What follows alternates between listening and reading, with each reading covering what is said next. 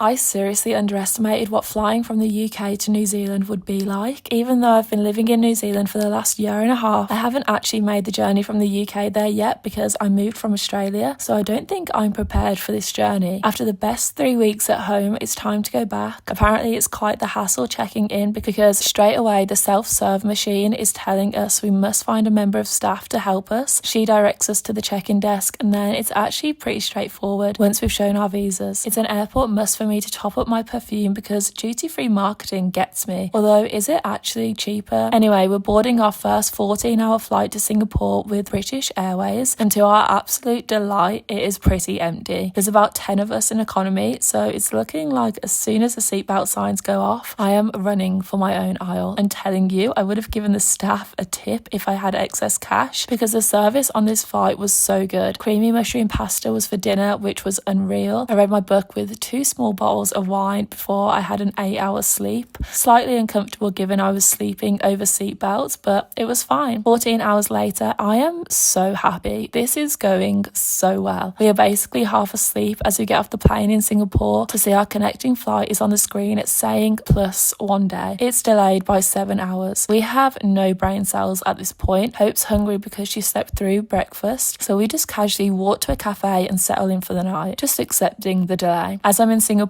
I have to see if I can get my hands on some noodles. I try my best ordering on the self-serve with no idea what I'm ordering. Just made sure it was noodles, press pay and hoped for the best. I don't know what the chicken thing is. I shouldn't have added that. About 6 hours later of boredom because we opted to not go through customs and explore properly, we decide it's best to check our flight is really going ahead because if it isn't, we're fucked for our next transfer. At the help desk, we are told we could have gone to a hotel in Singapore, but now it's too late. So they let us in the business lounge, thank God, because I can't think of anything better than a shower. So this is how the other half live. This is where I start to get aggy because our Qantas Singapore to Sydney flight is delayed even further, then takes ages to take off because apparently someone has decided to not board, so they're finding their case, which means we're going to miss our connecting flight, which we only have 15 minutes to run to. The staff reassure us it could be done if we run. So 7 hours later and a very nice sleep again on our own rows, which I did have to fight for this time. Side note, Qantas pillows are comfy as. We are running through Sydney Airport, sweating, crossing our fingers to make it. Otherwise, the next flight isn't for another 6 hours. I still cannot believe we made it, although I'm literally wet with sweat, holding my own things and hopes in a full tracksuit. I feel like I'm actually going to faint, but we are here. However, we are told we cannot board because they've already rescheduled us, so our cases are already being taken to the next flight. Hope's crying. I've got